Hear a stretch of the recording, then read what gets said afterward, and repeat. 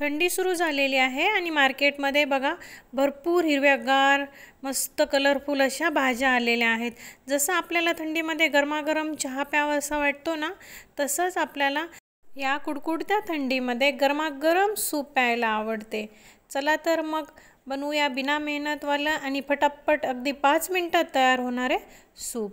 Mix veg soup आहे। यासाठी काय काय साहित्य लागणार आहे ते मी तुम्हाला सांगते। कॉर्न घेतलेले आहेत, बारीक चिरून पत्ताकोबी घेतलेली आहे, गाजर एक घेतलेला आहे आणि बीन्स हे मी बारीक कट करून घेतलेले आहेत। आता आपण गॅसवर कढई ठेवून त्यामध्ये अगदी अर्धा चमचा तेल टाकायचं आहे। तेल जास्त नाही टाकायचं कारण त्याच्यावर तवंग येतो सूपवर म्हणून। आलं आणि लसूण आहे बारीक कट करून घेतलेला आहे मी। गॅस फुल ठेवायचा आहे आपल्याला आणि अगदी 30 सेकंद व्यवस्थित परतून घ्यायचं आहे। आणि त्यामध्ये आता आपण हिरवी मिरची टाकूया। हिरवी मिरची पण मी एकच घेतलेली आहे, बारीक कट केलेली आहे। आता ती त्यामध्ये मिक्स करू आपण आणि व्यवस्थित परतून घेऊया।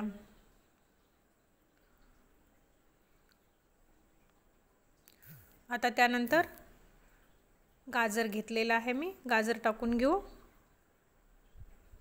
परतून घेऊ।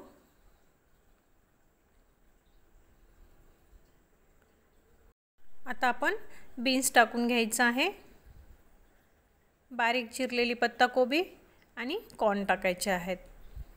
हे सर्व एकत्रच टाकून घ्यायचं आहे, फटाफट परतून घ्यायचं।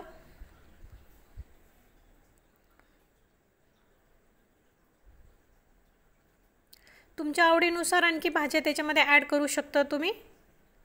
शिमला मिरची वगैरे पण टाकली तरी चालेल, पण त्याचा थोडासा उग्र स्मेल येतो म्हणून मी नाही टाकलेली आणि ती अगदी मऊ पण होते, त्यामुळे टाळलं तरी चालेल।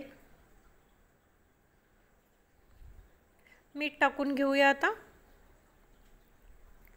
चवीप्रमाणे। थोडंसं परतून घ्यायचं आहे। तुम्ही बघा मी भाज्यांचा कलर सुद्धा चेंज नाही होऊ दिलेला आणि झाकून सुद्धा ठेवायचं नाही, भाज्यांचा कलर चेंज होतो। आणि त्यामध्ये मी पाणी टाकलेलं आहे, तुमच्या गरजेनुसार आवडीनुसार पाणी टाका। अगदी घट्ट सूप नाही करायचं आणि पातळ पण नाही बनवायचं आहे आपल्याला, मीडियम। बघा किती सुंदर कलरफुल सूप दिसत आहे। आता तुम्हाला जरी पातळ वाटलं ना तरी थोड्या वेळाने ते घट्ट होईल। आता त्यामध्ये आपण मी काही कॉर्न होते ते अख्खे टाकलेले आहेत आणि काही कॉर्न होते ते मिक्सरमधून पेस्ट तयार करून घेतलेली आहे आणि ती आपण टाकू। सूप व्यवस्थित घट्ट होण्यासाठी आपण कॉर्नफ्लोअरची स्लरी नाही बनवायची आहे। जे अख्खे हे आहेत ना कॉर्न आहेत ना, ते मी मिक्सरमधून बारीक करून घेतलेले आहेत, तेच टाकायचे आहेत आपल्याला। व्यवस्थित शिजलं ना की छान घट्ट होतं आणि एकदम हेल्दी आहे।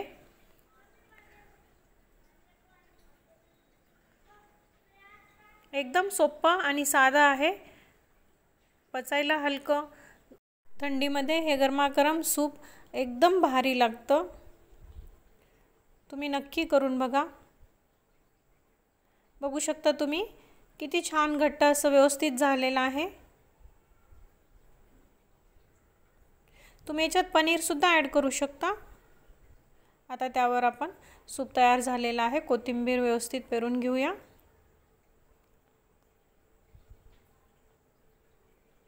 आणि गरमागरम मस्त सर्व करूया। यासोबत तुम्ही मस्त कांदे भजे, मसाले भात किंवा शेजवान राईस वगैरे एन्जॉय करू शकता।